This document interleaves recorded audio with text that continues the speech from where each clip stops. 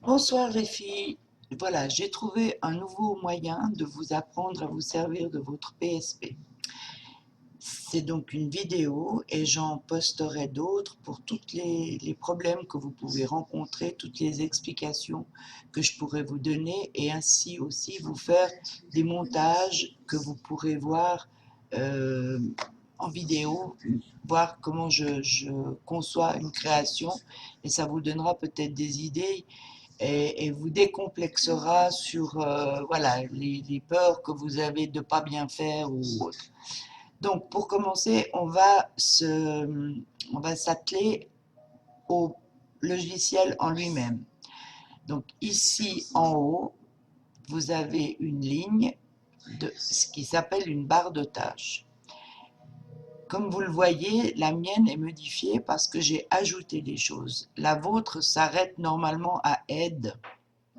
Et moi, j'ai rajouté ces raccourcis, parce qu'en fait, ce sont des raccourcis, pour aller directement aux choses qu'on utilise le plus quand on travaille avec PSP, comme faire des flous, faire de la netteté, arranger vos calques dans votre pile de calques, comment les fusionner, comment changer, modifier, raviver la couleur de vos images, comment modifier aussi les contrastes, la luminosité, etc. Tout ça, je vous apprendrai à vous en servir parce que c'est très utile pour traiter des photos qui sont d'apparence jolies mais qui ont plein de défauts et qui souvent font que vos créations ne sont pas toujours très bonnes. Et comme vous le savez, je suis un petit peu maniaque là-dessus, donc je vous attrape à chaque fois. Ensuite, en dessous, vous avez ce qu'on appelle des icônes de raccourcis. Donc cette icône-là, vous la connaissez, c'est pour ouvrir un nouveau logiciel, un nouveau fond. Ensuite, vous avez ici ce petit dossier qui vous permet d'aller récupérer, si vous le souhaitez, par cette voie-là, bien qu'on puisse le faire d'une autre façon. Moi, j'utilise très rarement cette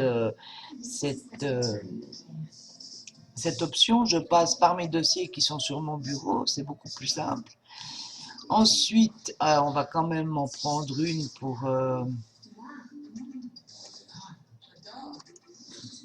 voilà, on va aller sur le bureau. Et là, on va voir mon dossier graphisme, il est là, donc je clique dessus.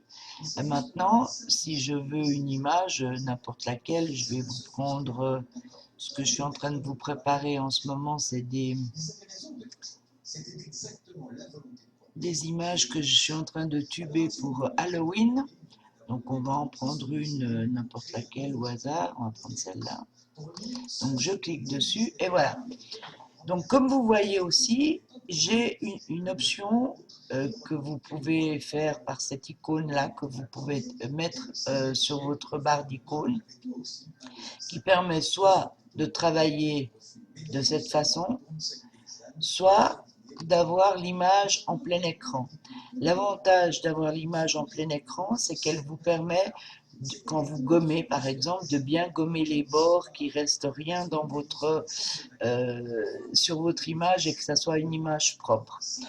Maintenant, si vous préférez travailler de cette façon, ça c'est à vous de voir. Au début, en général, on préfère travailler ainsi, et petit à petit, on apprend à travailler avec l'image plein écran, et ça va aussi vous permettre de mettre le premier pas à l'étrier si vous désirez plus tard passer à PaintShop Pro, parce que c'est chez PaintShop Pro l'utilisation primordiale se fait de cette façon-là.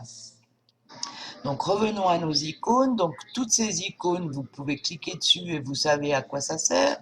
Ça c'est pour tout sélectionner. Donc vous cliquez dessus et vous voyez vos petites fourmis qui tournent autour de votre image. Si vous voulez faire une sélection flottante, vous cliquez sur cette icône. Bien sûr, vous ne les avez pas, vous, sur votre PSP. Il faut aller les chercher vous-même. Alors, comment on fait pour avoir ces icônes? C'est tout simple. On va dans le menu Affichage. Ensuite, on va dans Personnaliser. Et ici, vous retrouvez tout ce qu'il y a dans votre barre de tâches, c'est-à-dire Fichier, Modifier, affichage, et quand vous cliquez dessus, vous avez par exemple dans le fichier toutes ces icônes que vous pouvez ajouter à votre barre d'icônes raccourcies si vous le souhaitez, bien entendu. Pour modifier, c'est pareil. Pour affichage, c'est pareil. Chaque chose, chaque menu a des icônes qui lui sont propres. Donc maintenant, ce que je vous conseille quand vous changez vos icônes, vous voyez à des endroits des petites barres, ici, ici, de changer chaque fois, par exemple, pour fichier, c'est ici, ensuite modifier, c'est ici, etc.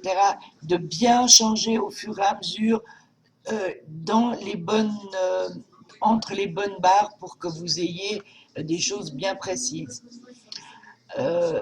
Pour enlever une icône qui ne vous convient pas, il suffit de cliquer dessus et de la ramener à l'intérieur du panneau personnalisation et votre icône s'en ira de cette façon-là.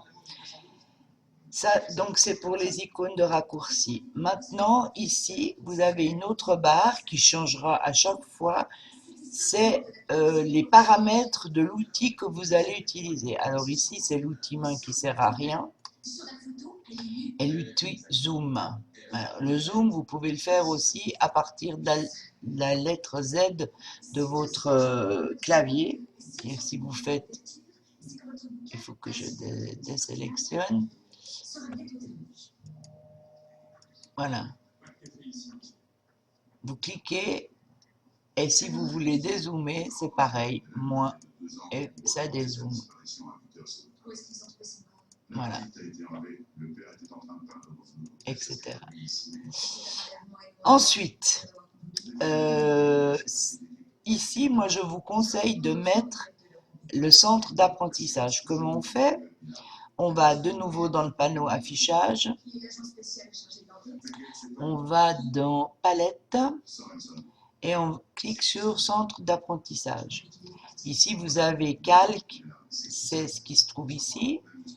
Et vous avez style et texture qui se trouve ici. Ces trois choses sont cochées, ça veut dire qu'elles sont sur mon PC, sur mon PSP en fonction. Et puis l'option d'outils également. Maintenant, vous pouvez mettre d'autres choses qui sont pas très utiles et que vous pouvez trouver d'une autre façon. Mais ce centre d'apprentissage est très utile pour quelle raison? Parce que, donc, pour aller au début, vous cliquez sur la petite maison et vous êtes à l'accueil de l'apprentissage. Et vous aurez ici comment acquérir des photos, comment faire vos réglages, comment retoucher et restaurer, comment faire des collages, comment mettre vos tests et vos graphismes, comment mettre des effets, comment imprimer et partager. Quand vous cliquez sur une de ces options, vous avez des sous-menus. Et ces sous-menus vont aussi vous aider. Donc, si vous voulez savoir comment transférer, comment scanner, comment recadrer, comment capturer, tout ça vous est donné ici. Et en plus de ça, quand vous utilisez, vous cherchez un outil, par exemple, on va prendre l'outil sélection, eh bien, vous voyez qu'il vous donne la description de cet outil, à quoi ça sert, comment faire, les astuces, etc. Et vous avez ici tout en bas un lien qui vous amène à un endroit où vous pourrez trouver toutes les informations que vous voulez. Bon, là, comme je vais vous montrer, ça ne fonctionne pas. Mais normalement, ça vous amène... Bon, mon PSP est un peu lent.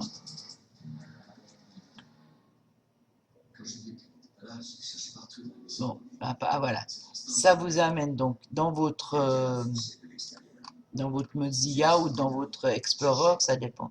Et là, il est bloqué, il ne veut plus avancer. Voilà.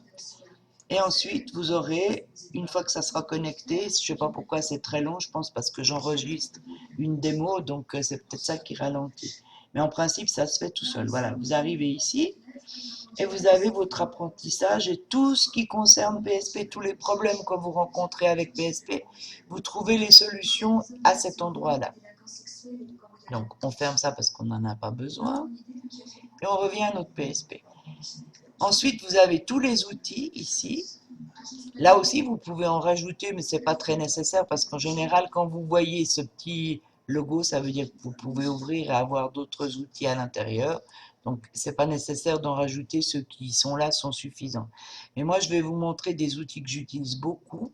C'est ceux-ci. Donc, ici, vous avez éclaircir ou assombrir davantage. Moi, je ne l'utilise pas. Celui-là, je le fais avec une autre façon. Mais vous pouvez, par exemple, éclaircir juste un endroit de votre image. Alors, vous cliquez sur éclaircir, puis vous passez avec l'outil à l'endroit que vous voulez éclaircir. On va faire sur du noir. Et vous voyez, ça devient un peu plus clair. Bon, évidemment qu'il faut aussi jouer avec les opacités. Par exemple ici, si je veux éclaircir beaucoup plus, je vais aller me mettre à 100. Et là, vous voyez tout de suite que ça éclaircit beaucoup plus. Donc ça, c'est tous les outils sont réglables ici de 0 à 100. Alors certains, il faut que ça soit plus près de 0, d'autres plus près de 100. Ensuite, vous avez pour presque tous les outils aussi une manière d'utiliser l'outil de différentes formes. Si vous utilisez cette option-là, il sera rond. Et plus vous allez en bas, plus il sera fin. Ça veut dire que si vous devez faire un travail très précis, vous utilisez la partie la plus fine. Si vous voulez faire dans un sens plus, par exemple ici, qui soit dans le même sens, vous allez dans rotation. Donc épaisseur pour aller donc de tout fin à rond, et la rotation pour aller de tout droit à pencher à gauche, pencher à droite, horizontale, etc. Ensuite, vous avez la rigidité, ça aussi, ça a une incidence sur ce que vous faites. Alors ça, je ne peux pas vous donner d'explication très, disons, performante là-dessus. Moi, je fais ça à l'œil. Donc, je prends un outil, je l'utilise, je regarde si ça fonctionne comme je veux. Si ça fonctionne pas, je vais voir dans tous ces paramètres et j'essaye de changer jusqu'à ce que j'obtienne de mon outil la performance souhaitée. Ça, c'est la taille de votre outil. Donc, la taille du rond. Si vous allez ici, il est à 1, donc il est tout petit. Et si je monte à 135, il est de cette grandeur. Mais vous pouvez faire ça plus facilement. Vous cliquez sur Alt de votre clavier et en cliquant à gauche, vous poussez en haut et ça le rapetisse, soit vous tirez en arrière et ça l'agrandit. Donc c'est la touche Alt et tirer ou pousser pour agrandir ou diminuer. J'utilise aussi donc le même outil mais inverse, c'est-à-dire pour assombrir. Ensuite, j'utilise aussi le menu maculé, l'outil maculé. Alors cet outil est utile par exemple quand vous détourez des images et que vos pointes de cheveux sont mauvaises. Donc en mettant sur 1, la taille, en mettant sur 80 pour l'opacité, il suffit de cliquer sur le cheveu et puis vous tirez. Alors là, ça se voit mal parce que la couleur, mais je vais faire avec le rouge, peut-être ça se verra mieux. Et en tirant, vous faites votre cheveu un peu plus grand. Alors évidemment, c'est un travail très minutieux, très méticuleux pour que ça fasse quelque chose de joli. Vous pouvez faire ça aussi quand vous détourez des animaux et que vous voulez que les poils restent. Alors je vous donne un petit truc que j'utilise moi pour faire quelque chose de propre et de joli. À savoir, d'abord, il faut mettre cette image, la transformer en calque et ensuite vous la dupliquez. Donc on duplique cette image. L'image que vous allez travailler, c'est celle du dessous, mais vous allez mettre celle dessus dans une opacité plus basse, de manière à avoir cette image en opacité réduite. Et quand vous allez gommer, par exemple, on va le faire.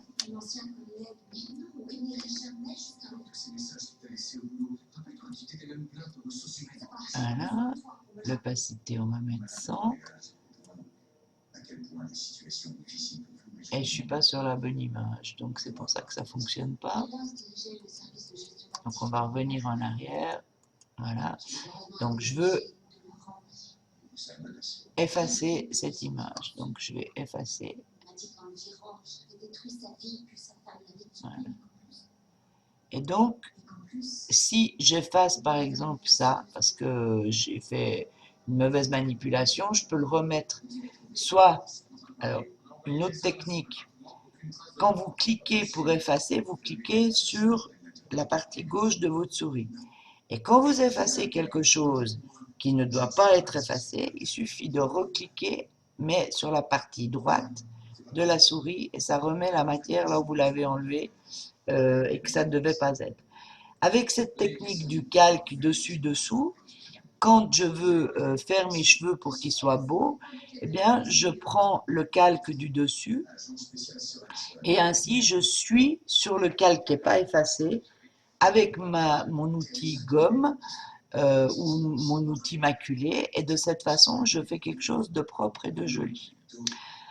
Autre outil que j'utilise beaucoup, c'est cet outil adoucir. Alors, je vous montre pourquoi, parce que vous allez voir ça tout de suite en agrandissant la photo. Vous voyez que c'est une image, quand elle est normale, elle paraît jolie, mais elle est de très mauvaise qualité en fait, parce que tous ces carrés, tous ces pixels sont trop gros. Ça veut dire que c'est une image qui a été enregistrée dans un format qui n'est pas bon.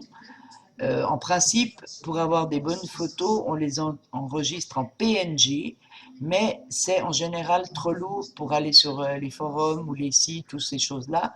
Donc, on a tendance à les enregistrer en JPEG, sauf que le JPEG donne une mauvaise qualité d'image. Donc, pour adoucir cette image, on commence par faire enlever du bruit, ça adoucit déjà l'image. Ensuite, on peut aller dans le menu Réglages et faire adoucir.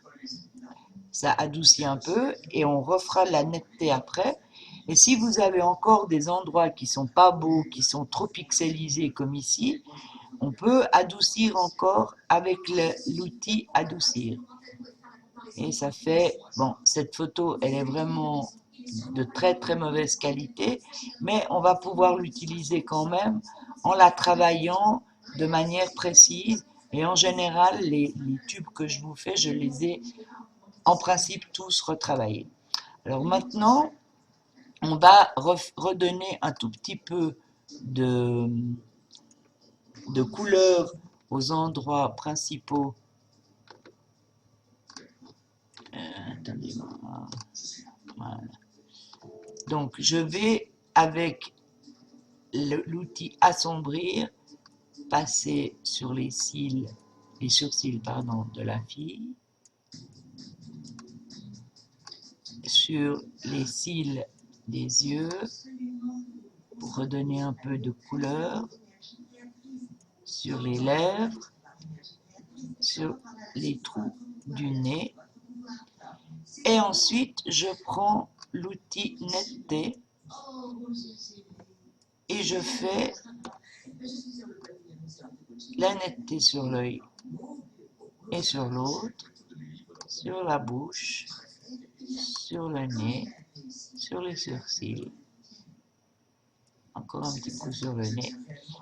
Mais voyez, là j'ai fait trop et ça devient blanc, donc c'est pas joli. Donc je reprends mon outil adoucir et je vais enlever ce blanc. Voilà. Ensuite, je vais dans netteté et je fais netteté pour que l'ensemble de l'image soit nette. Et quand vous avez votre image ainsi, vous voyez que votre image est nette. Maintenant, par exemple, ici, le tatouage, je voudrais qu'il soit plus net. Donc, je reprends mon outil netteté, toujours bien réglé, pas que ça soit trop grand, donc bien adapté à l'endroit que vous voulez rendre plus net et vous passez dessus de cette manière. Je veux aussi que la bague soit plus nette, donc je fais un petit clic dessus, un petit clic sur le bout de chaque doigt. Et qu'est-ce que je voudrais encore mettre en évidence? Par exemple, la tête de mort, ben je passe aussi un petit coup de netteté sur la tête de mort.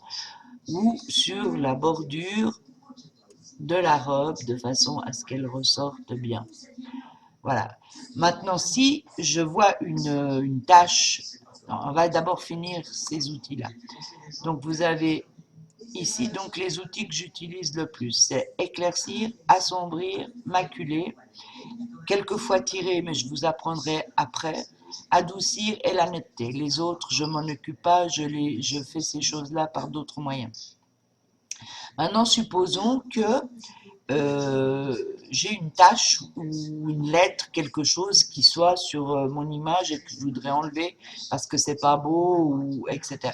Donc je vais sur l'outil maquillage, je clique dessus et vous voyez automatiquement dans la barre d'apprentissage, ça vous signale ce que vous pouvez faire. Alors là déjà je veux faire des dents plus blanches à mon tube, donc je clique sur brosse à dents. Et puis, je vais sur les dents et je clique dessus. Et vous allez voir que vos dents sont plus blanches.